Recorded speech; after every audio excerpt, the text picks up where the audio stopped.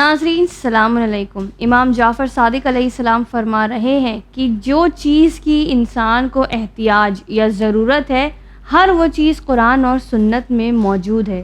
بہت ہی چھوٹی سی حدیث ہے ناظرین کہ ہم جو چیز تلاش رہے ہوتے ہیں دراصل اس کا جواب ہمارے گھر میں موجود ہوتا ہے، لیکن یہ ہماری کوتاہی ہے کہ ہم ہر جگہ تلاشتے ہیں لیکن اپنے گھر میں اٹھا کے قرآن نہیں دیکھتے، یا ہم یہ نہیں دیکھتے کہ کس طرح سے ہم اس قرآن سے فائدہ اٹھائیں. ہم صرف اس کو ایک ایسی کتاب سمجھتے ہیں جو ایک خاموش کتاب ہے، سائیڈ میں رکھی ہوئی ہے، یہ ہمارے کس کام آئے گی. دراصل اس میں تو سارے حل ہیں. بیماری ہے قرآن میں اس کا حل ہے، کوئی مشکل ہے قرآن میں اس کا حل ہے، شادی نہیں ہو رہی قرآن میں اس کا حل ہے. یعنی آپ پرابلمز گنواتے جائیں اور اس کے حل قرآن میں موجود ہیں. اور ایسے بہت سے سوالات بھی ہیں جو ہم لوگوں کو لگتا ہے کہ اس کا کیا جواب ہوگا، یہ کیسے ہو سکتا ہے، وہ سارے جواب بھی قرآن میں موجود ہیں.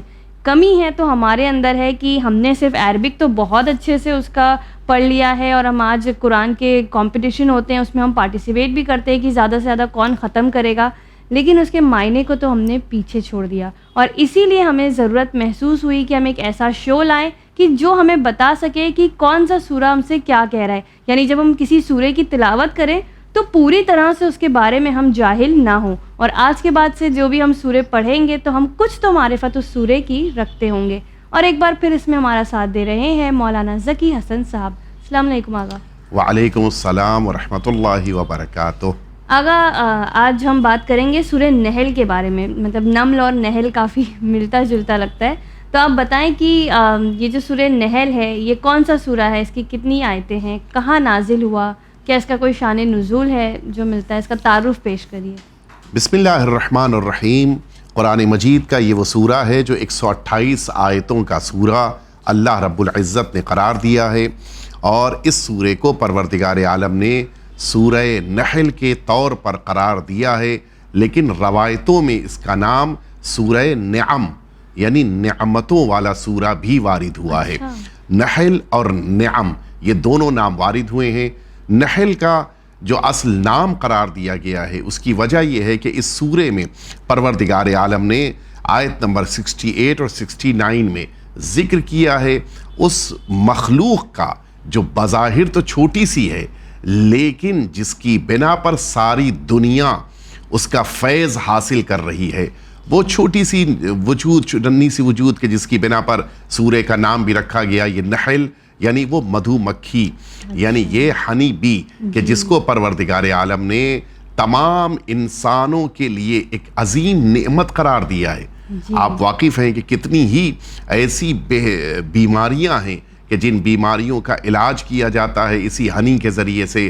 نہ جانے کتنے فائدے ہیں کہ جو اس ہنی کے اندر اللہ نے رکھے ہیں، وہ سب اس بنا پر کہ اس چھوٹے سے مخلوق کو پروردگار نے اتنی اہمیت دی ہے، اتنی عزت دی گویا کہ اس کے نام پر ایک مکمل سورہ قرآن مجید میں قرار دیا ہے. جی آغا، اس کا کوئی شان نزول وارد ہوا ہے یا یہ کہاں نازل ہوا؟ یہ سورہ خود مکہ معظمہ میں اللہ نے اپنے پیغمبر پہ نازل فرمایا ہے، اور جہاں تک شان نزول کی بات ہے تو اصل اسی آیے شریفہ کی بنا پر کہ جو سورہ نحل کی 68 اور 59 نمبر 68 69 ان دو آیتوں کی بنا پر اس سورے کو زیادہ اہمیت کے طور پہ قرار دیا گیا کہ جس میں اللہ رب العزت نے اپنے اس گفتگو کا ذکر کیا ہے کہ جو اللہ کی اس مدھو مکھی کے ساتھ، شہد کی مکھی کے ساتھ ہے کہ اوحا ربک الی النحل ان اتخذی من الجبال بیوتا. قرآن مجید کہہ رہا ہے کہ اس کے رب نے، تمہارے رب نے وحی کیا نحل کی طرف، یعنی اسی شہد کی مکھی کی طرف کہ پہاڑوں کے اوپر اپنے گھروں کو قرار دو. یہ حکم پروردگار کی بنا پر.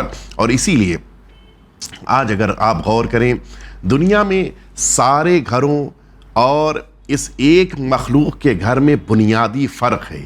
سارے مخلوقات اپنے گھر کو زمین کے اوپر قرار دیتے ہیں یا اس جگہ قرار دیتے ہیں کہ جو اوپری حصہ ہو، لیکن یہ ایک مخلوق ایسی ہے کہ جو اپنے گھر کو، البتہ بعض چڑیاں بھی اس طرح سے کرتی ہیں، لیکن جو انداز اس کے گھر کا ہے کہ وہ کسی جگہ بھی اونچائی پر قرار دیں اپنے گھر کو اور وہ نیچے کی طرف آئے. یہ ایک انفرادی گھر ہے. اور نہ صرف یہ کہ اس گھر میں وہ خود رہے بلکہ ساتھ ہی ساتھ وہ سب سے زیادہ قیمتی چیز کہ جس کو ہنی کہا جاتا ہے اسے بھی قرار دے.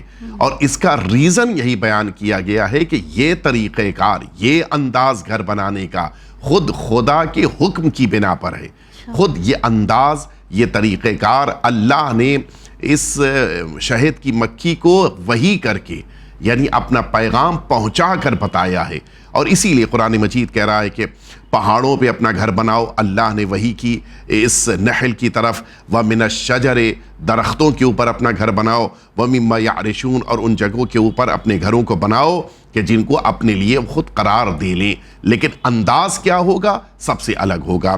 ثُمَّ كُلِي مِن كُلِّ الثَّمَرَاتِ، یہی آیت شریفہ اگلی کہہ رہی ہے کہ حکم دیا کہ تمہیں اختیار ہے کہ جتنے بھی پھل ہیں، جتنے بھی پھول ہیں، ان سبھی سے جا کے رس کو حاصل کرو. فَاسْلُكْ سُبُلَ رَبِّكَ ذُلُلًا، اور پھر اس کے بعد اپنے راستوں کو طے کرتے ہوئے آگے بڑھو. نتیجہ کیا ہوگا کہ يَخْرُجُ مِن بُطُونِهَا شَرَابٌ مُخْتَلِفٌ أَلْوَانُهُ فِيهِ، کہ اس کے اندر سے ایک پینے والی ایسی شے جو کہ آپ جانتے ہیں کہ یہ سیال کی شکل میں ہے، اس پینے والی شے کو پروردگار عالم اسی درخت کے اندر پائے جانے والے اس کے چھوٹے سے گھر سے قرار دے گا کہ جس میں فیہ شفاء للناس. یہی ہنی کہ جس کو پروردگار عالم اس گھر سے دنیا والوں کو دے گا جو تمام لوگوں کے لیے شفا کا ذریعہ ہے. یہاں پر اس ایک لفظ پر ہمیں توجہ دینا ہے. اللہ نے جتنے مخلوقات انسانوں کے لیے قرار دیے یا ان مخلوقات کے ذریعے جب رزق انسانوں تک پہنچایا تو یہ سارا رزق انسانوں کے لیے ہے. یہاں پر کوئی فرق نہیں ہے کہ کوئی اللہ کو قبول کر رہا ہے یا نہیں قبول کر رہا ہے، اللہ کی عبادت کر رہا ہے نہیں کر رہا ہے. اللہ نے اپنے مخلوقات جو دنیا میں موجود ہیں ان سبھی کا خیال کیا، ان سارے افراد کے لیے. جیسے مثال کے طور پر معاشرے میں اللہ نے جس موقع پر انسانوں کے لیے دودھ کا انتظام کیا، سب کے لیے انتظام کیا. اللہ نے درختوں پر پھلوں پھولوں پتیوں کا انتظام کیا، سارے انسانوں کے لیے انتظام کیا. اللہ نے اسی طرح سے یہ ہنی کا انتظام کیا سارے انسانوں کے لیے. اور نہ صرف یہ کہ انتظام کیا، فیہ شفا، اللہ نے اس کے اندر شفا بھی رکھا، اللہ نے اس کے اندر لوگوں کے لیے بیماریوں سے علاج بھی رکھا. اور اسی بنا پر انسان کو اس سورے کی اس عظمت کا احساس کرتے ہوئے اللہ کی بارگاہ میں شکر گزار ہونا چاہیے. جی آغا، یہ تو رہی کہ یہ جو شہد کس طرح سے ہمیں فائدہ پہنچاتا ہے یا شہد کی مکھی ہمارے لیے کتنی اہمیت ہے. بات کریں اگر اس سورے کی، تو اگر اس سورے کی تلاوت ہم کرتے ہیں تو دنیا میں یہ سورہ ہمیں کس طرح سے فائدہ پہنچائے گا، اور کون سے فوائد ہیں جو ہم حاصل کر سکتے ہیں؟ بہت سے فائدے اس کے ذکر کیے گئے ہیں، جن میں ایک بہت بڑا فائدہ، دیکھیں اس سورے کی تلاوت کے اپنے مراحل ہیں. مہینے میں ایک بار پڑھنا، ہفتے میں ایک بار پڑھنا، ہر روز ایک بار پڑھنا، یہ تینوں کے اپنے اپنے فائدے ہیں. جہاں تک مہینے میں ایک بار پڑھنے کا فائدہ ہے، ظاہر ہے کہ انسان گھبراتا ہے، 128 آیتوں کا سورہ ہے، ہر روز پڑھنا مشکل ہے، مہینے میں ایک بار کم از کم پڑھ لے. اگر مہینے میں انسان ایک بار اس سورے کو پڑھتا ہے، ہمارے اور آپ کے پانچویں امام محمد باقر علیہ الصلوۃ والسلام کی روایت ہے کہ ایک بار پڑھ لینے والے انسان کو پروردگار اس دنیا میں کبھی بھی کسی کا قرض دار نہیں بنائے گا. کبھی انسان کسی کے لیے پیسے کا محتاج نہیں ہوگا، اور اگر پیسہ لینا پڑ گیا کسی مجبوری کی بنا پر تو جلد ہی اس کا قرضہ ادا ہو جائے گا. اور اسی طرح سے فرمایا کہ اگر ایک مہینے میں پڑھ رہا ہے تو اس انسان کو پروردگار دماغ کی بیماریوں سے بچا کے رکھتا ہے. بہت سی ایسی بیماریاں کہ جن بیماریوں کا آج علاج نہیں ہے، ان بیماریوں سے بچا کر رکھتا ہے. اور یہی وہ انسان کہ جو اگر اس سورے کو ہفتے میں ایک دن پڑھ لیتا ہے، تو اب اس کے لیے میں عرض کروں آپ کی خدمت میں، حضور ختمی مرتبہ حضرت محمد مصطفیٰ صلی اللہ علیہ وآلہ وسلم نے ارشاد فرمایا کہ اس سورے کو پڑھ لینے کی بنا پر انسان جن نعمتوں کو پورے ہفتے اس کو دیا ہے ان نعمتوں کا حساب نہیں کرتا. یہ بہت بڑی بات ہے. کتنی نعمتیں اللہ رب العزت نے ہمیں دی ہیں، ان نعمتوں کا ہم سے حساب نہیں کرے گا. کیوں؟ اس لیے کہ اس سورے کو پڑھتے ہوئے اس نے شکر پروردگار کو انجام دے دیا ہے۔ اور اسی طرح سے اگر اس سورے کو پڑھنے کے بعد اسی دن اس کا انتقال ہو جائے، بائی چانس جس دن پڑھا اسی دن اس کا انتقال ہو گیا، تو یہ انسان جو دنیا سے جا رہا ہے کہ جس کے لیے اللہ نے حکم دیا ہے کہ دنیا میں اپنے بعد والوں کے لیے انسان وصیت چھوڑ کر جائے، یہ انسان اچھی وصیت کو چھوڑنے والا سمجھا جاتا ہے۔ البتہ اس کی تفصیل ہے اور تفسیر بھی ہے، ہمیں اس تفصیل میں نہیں جانا ہے، لیکن یہ سورہ خود بعد والوں کی ہدایت کا ذریعہ بن جاتا ہے، یعنی ان کو کیا کرنا ہے، کس طرح سے مال تقسیم کرنا ہے، کس طرح سے مرحوم کے لیے ذمہ داریاں پورا کرنا ہے، خود یہ سورہ ان لوگوں کی ہدایت کا ذریعہ بن جاتا ہے۔ یہ ان لوگوں کے لیے کہ جو ہفتے میں ایک دن اس سورے کی تلاوت کر رہے ہیں، اور اگر کوئی ایسا شخص ہے کہ جو اس سورے کی تلاوت ہر روز کر رہا ہے تو اب ظاہر ہے کہ اس کا اجر، اس کا ثواب، اس کا درجہ بھی اور زیادہ ہوگا۔ فرمایا کہ اگر کوئی انسان اس سورے کو ہر روز پڑھ رہا ہے، اس انسان کو پروردگار سب سے بڑے دشمن یعنی شیطان اور اس کے تمام لشکریوں سے اور تمام اس کی پیروی کرنے والوں سے اس طرح سے بچا کر رکھے گا کہ جس دن یہ سورہ پڑھ رہا ہے اس دن پروردگار اس کو گناہوں سے محفوظ رکھے گا۔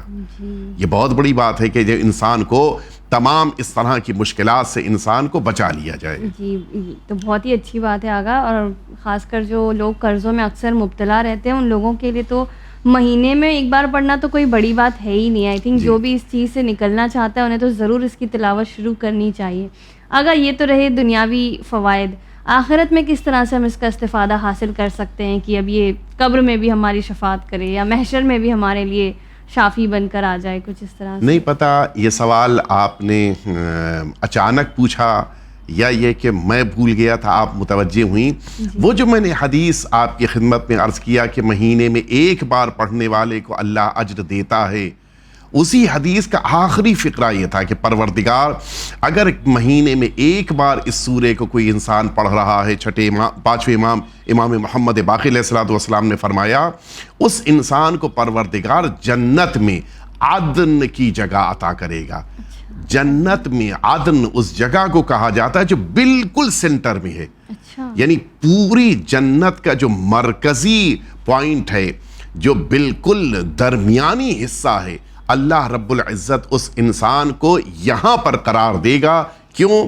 اس لیے کہ یہ انسان اپنی زندگی میں سال میں 12 بار، یا مثلاً اس کی زندگی اگر مثال کے طور پہ 20 سال تھی تو یہی انسان اپنی زندگی کے ہر مہینے میں پڑھنے کی بنا پر یہ 24 بار اس نے اس سورے کو پڑھا، مسلسل پڑھتا رہا، لہٰذا اس انسان کو پروردگار عالم اتنا اجر عطا کرے گا کہ جنت میں بھی جنت و عدن جو قرآن مجید میں بھی آیا ہے اس جگہ پر اپنے اس بندے کو قرار دے گا۔ جی آغا، اگر جیسے بہت سے لوگ ہوتے ہیں جو ان سب چیزوں سے واقف نہیں ہیں، جیسے ہمارے لیے یہ ساری چیزیں نہیں ہیں، پر وہ یہ سارے سوروں کی تلاوت قرآن کے ساتھ ہی کرتے، جیسے 1 پارہ 2 پارہ تو اس میں یہ سورے بھی آتے ہیں، تو کیا ان کے لیے بھی یہ ثواب ہے یا یہ جو جانتے ہوئے پڑھے اس کے لیے ہے؟ شاید میں سمجھتا ہوں کہ یہی وجہ ہے کہ ہم سبھی کو یہ ذمہ داری دی گئی کہ ہم کوشش کریں کہ قرآن مجید ایک مہینے میں ایک بار ختم ہو جائے، اور اگر ایک مہینے میں ایک بار نہیں ختم ہوتا تو ہم کوشش کریں کہ جتنا بھی ہمارے لیے 2 مہینہ 4 مہینہ 6 مہینہ ایک بار قرآن مجید کو ختم کر لے جائیں۔ وجہ شاید یہی ہو کہ یہ جو برکات قرآن مجید کے بعض سوروں میں ہیں، ان برکتوں کو انسان ان تمام سوروں کو پڑھتے رہنے کی بنا پہ حاصل کرتا جائے۔ یہ صرف دعاؤں اور خاص طور سے قرآن مجید کی آیتوں کا اپنا ایک فائدہ ہے کہ اگر انسان کو فوائد کا احساس نہیں ہے تب بھی پروردگار عالم ان کو اجر دیتا ہے۔ 2 لفظیں میں متوجہ کرا دوں، ایک ہے کسی چیز کا فائدہ اجر، اور اس کے مقابل اس سے ملنے والا کوئی ایک ایسا فائدہ کہ جس فائدے کو وہ خود حاصل کرنا چاہ رہا ہے۔ جیسے مثال کے طور پہ میں عرض کروں آپ کی خدمت میں، سورہ نمل میں بات آئی تھی کہ ایک آیت ہے کہ جس کو اتنی بار پڑھنے سے یہ فائدہ ہوگا، تو اس خاص ٹارگٹ کو حاصل کرنے کے لیے تو اس کو بیٹھ کر اسی نیت کے ساتھ اس کو پڑھنا ہے، وہ ایک الگ میٹر ہے۔ لیکن جہاں تک اجر کی بات ہے تو پروردگار عالم اجر اتنا عطا کرتا ہے کہ جتنا اس نے اس جگہ پہ رکھا ہے، چاہے اس احساس کے ساتھ پڑھے، چاہے اس کی توجہ اس طرف نہ بھی ہو، تب بھی پروردگار اس کو اجر عطا کرتا ہے۔ جی آغا یہ بتائیں کہ کیا اس سورے کے کوئی اعمال وغیرہ ملتے ہیں، کہ جیسے آپ نے پچھلے سوروں میں بتائے کہ یہ اعمال سے یہ فائدہ ہوتا ہے، تو کوئی اعمال اس کے آئے ہیں، وارد ہوئے ہیں حدیثوں میں؟ سورہ نحل کے اعمال تو متعدد ہیں کہ جن میں سے ایک عمل یہی بیان کیا گیا ہے کہ کوشش کرے کہ اس سورے کو مہینے میں 30 بار یہ انسان پڑھ لے جائے، تو اس مہینے میں 30 بار پڑھنے کی بنا پر بہت ساری ایسی مشکلات سے انسان بچ جاتا ہے کہ جن مشکلات کو شیطان اس کے لیے پیدا کرتا ہے۔ بہت سارے اوقات مثلا خدا نہ کرے گھروں میں جھگڑے پیدا ہو سکتے ہیں، خدا نہ کرے اسی شیطان کی بنا پر بعض اوقات پڑوسیوں سے اختلاف پیدا ہو جاتے ہیں، بعض اوقات شیطان کی بنا پر سوسائٹی میں اس کی بنا پر ماحول خراب ہو جاتا ہے۔ اس قسم کے پریشانیوں سے خود کو بچانے کے لیے ایک مہینے میں 30 بار، کہ جس کے لیے علماء نے لکھا ہے کہ تقسیم کر دے، ہر روز ایک بار پڑھے، لیکن اگر ایک بار نہیں پڑھ سکتا تو مثلا جس دن نہیں پڑھا نیکسٹ ڈے 2 بار پڑھ لے، 2 دن نہیں پڑھا تو اس کے اگلے دن 3 بار پڑھ لے۔ اس طرح سے ایک مہینے میں 30 بار کی عادت کو اگر مکمل کر رہا ہے انسان، تو پھر شیطان جن راستوں سے گھروں میں جھگڑے یا ماحول کو خراب کرنے کی کوشش کرتا ہے اس سے انسان بچ جاتا ہے۔ جی آغا اس کی تھوڑی سی تفسیر پر اب روشنی ڈالیے کہ جو قرآن کی تفسیر ہے یہ کس طرح ہمارے لیے مفید ہے، کیا ہمیں پیغام دے رہی ہے؟ دیکھیے قرآن مجید کا یہ وہ سورہ ہے کہ جس سورے کو پروردگار عالم نے شروع سے لے کر آخر تک نعمتوں کے تذکرے میں قرار دیا ہے، یعنی جہاں بھی اللہ رب العزت کی نعمتیں ہیں ان جگہوں کا اللہ نے مسلسل ذکر کیا ہے۔ تو اس سورے کی سب سے عظیم تفسیر یہی ہے کہ اس سورے کو پڑھنے سے انسان کو اللہ کی نعمتوں کا احساس پیدا ہوتا ہے، اور ساتھ ہی ساتھ اللہ رب العزت نے یہ بھی متوجہ کرایا ہے کہ اگر تمہیں اللہ کی نعمتوں کا احساس ہو تو تمہیں کس طرح سے شکر بجا لانا ہے۔ یہ بڑا اہم موقع ہے۔ انسان سوچتا ہے کہ شکر صرف زبان سے شکر کرنے کا نام ہے، یا مثال کے طور پہ شکر کرنے کے معنی یہ ہے کہ تھینک یو کہہ دیا جائے، نہیں، شکر کرنے کا جو طریقہ بتایا وہ اس سورے نے ہم کو بتایا۔ مثلا قرآن مجید اسی سورے میں انسانوں کو متوجہ کرا رہا ہے کہ یہ تم اپنے پروردگار کی بارگاہ میں جب شکر بجا لانا چاہو تو تمہیں نماز پڑھنی چاہیے، تمہیں اپنے پروردگار کی بارگاہ میں اگر شکر بجا لانا ہے تو تمہیں اللہ کی راہ میں مال دینا چاہیے، تمہیں اللہ کی راہ میں اس چیز کا ذکر کرنا چاہیے کہ تم نے جن نعمتوں کو لیا ہے ان نعمتوں کو صحیح طور پر استعمال بھی کیا ہے۔ جیسے مثال کے طور پر کسی شخص کے پاس اگر اولاد کی نعمت ہے، اس کی صحیح تربیت یہ شکر پروردگار ہے۔ اگر کسی انسان کے پاس مثال کے طور پہ مال ہے، اس مال کو خدا کی راہ میں خرچ کرنا یہ شکر پروردگار ہے۔ کسی انسان کے پاس بڑا گھر ہے، یہ بڑا امپورٹنٹ ہے، کسی انسان کے پاس کافی وسیع و عریض بڑا پھیلا ہوا گھر ہے، اس کو شکر پروردگار بجا لانا ہے، تو اللہ کے بندوں کو اپنے گھر میں بلانا، ان کو بٹھانا، مثلا ان کی خدمت کرنا، یہ خود شکر پروردگار ہے۔ تو اللہ نے شکر پروردگار کے طریقوں کو بندے کے لیے واضح کیا، اور ان طریقوں کے ذریعے سے انسان کو آگے بڑھنا چاہیے اور کوشش کرنی چاہیے کہ جتنا ممکن ہو ان نعمتوں کا احساس پیدا ہو۔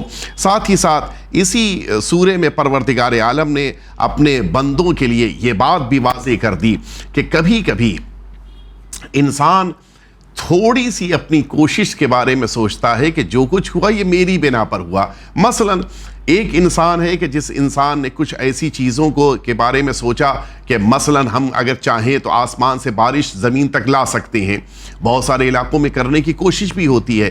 اللہ رب العزت نے ان نعمتوں کو اپنی طرف منسوب کر کے انسان کو متوجہ کرایا کہ تم اس قدرت پروردگار میں دخالت نہیں کر سکتے، جو بھی قدرت ہے وہ اللہ رب العزت کی ہے۔ ارشاد فرمایا کہ هو الذی انزل من السماء ماء، یہ پانی کو اللہ نے آسمان سے نازل کیا ہے، لکم تم سب کے لیے، منہ شراب ومنہ شجر فیہ تسیمون، یہ تمام چیزیں کہ جو اس روئے زمین پہ ہیں تم انہی کے ذریعے سے پانی پیتے ہو، یہی جو اللہ نے پانی کو بھیجا اسی کی بنا پہ یہ سارے درخت ہیں کہ جو زندگی پا رہے ہیں۔ یہ تمام چیزیں انسان کے اندر کہیں یہ احساس نہ پیدا ہونے پائے کہ یہ تمام چیزیں میری بنا پر ہیں۔ انسان کا اس سلسلے میں بہت زیادہ رول ہے، تو بس ایک چیز کو دوسری چیز تک پہنچانے کا کام ہے۔ بس مثلا اگر سامنے پانی رکھا ہوا ہے، پانی کو اٹھا کر درختوں میں ڈال دیا اس نے، بس یہی کام انسان کا ہے۔ ورنہ یہ نہیں کہہ سکتا کہ میری بنا پہ درخت آج ہرے بھرے ہیں، میری بنا پہ آج ان درختوں پہ پھل آ رہے ہیں۔ یہ غرور انسان کے اندر پیدا نہ ہونے پائے۔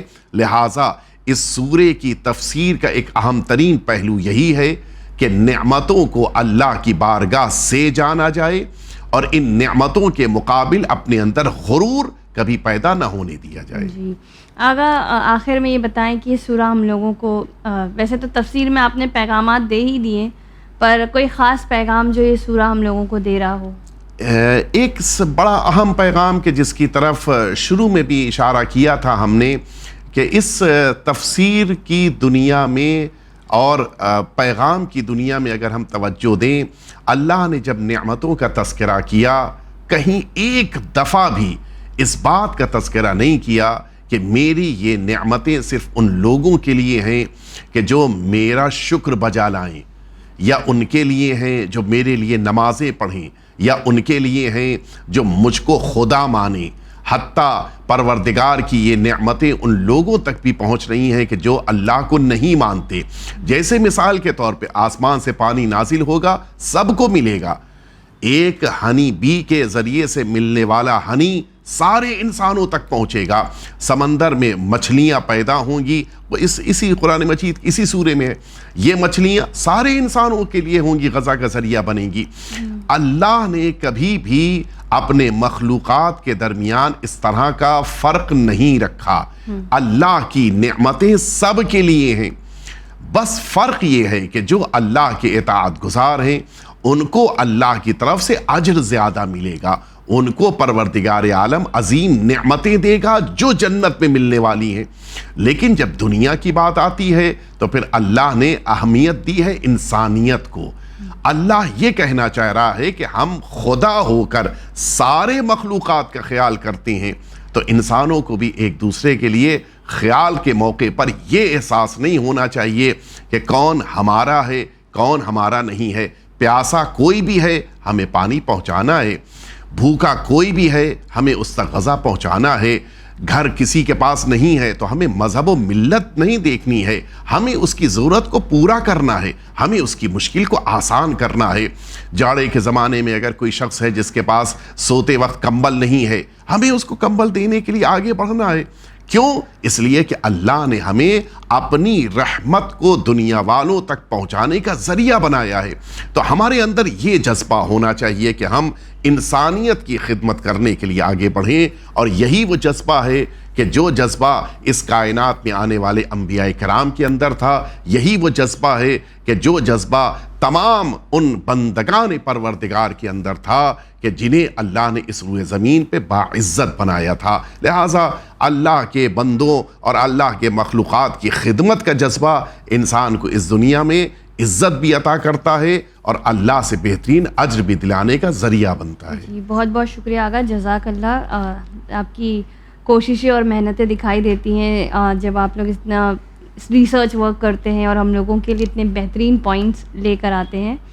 ناظرین، جس طرح سے آغا نے بتایا ہم لوگوں کو کہ کس طرح یہ سورہ بیسکلی ایک ہیومینٹی کی طرف اشارہ کر رہا ہے کہ کس طرح سے آپ کے جو لمبے سجدے ہیں، طولانی نمازیں ہیں، اس سے کئی زیادہ امپورٹنٹ یہ ہے کہ آپ لوگوں کے ساتھ بھی اچھا سلوک کریں۔ جیسے مجھے وہ حدیث یاد آ رہی ہے کہ رسول اللہ صلی اللہ علیہ وآلہ وسلم کی حدیث ہے یا امام علی علیہ السلام کی حدیث ہے کہ کسی کو پہچاننا ہو تو یہ نہ دیکھو کہ اس کتنے لمبے سجدے کرتا ہے یا کتنی نمازیں پڑھتا ہے، بلکہ یہ دیکھو کہ اس کا سلوک لوگوں کے ساتھ کیا ہے۔ تو کوشش کریں کہ جتنی اچھی بہترین ہم نماز پڑھتے ہیں اتنا ہی اچھا اخلاق اور کردار ہمارا دوسروں کے ساتھ ہو کہ جب لوگ ہماری طرف دیکھیں تو کہیں کہ ہاں یہ ایک واقعی پریکٹسنگ مسلم ہے، یہ نہیں کہ بھائی نمازیں پڑھوا لو ان سے، اچھی بات تو نہیں ہوتی۔ بٹ خیر انشاءاللہ کوشش یہی کریں گے کہ اپنی ہیومینٹی، اپنے کردار کو بھی سنواریں اور لوگوں کے کام آئیں انشاءاللہ۔ اسی پیغام کے ساتھ مجھے دیجیے اجازت، آپ دیکھتے رہیے چینل ون۔ شکریہ، خدا حافظ۔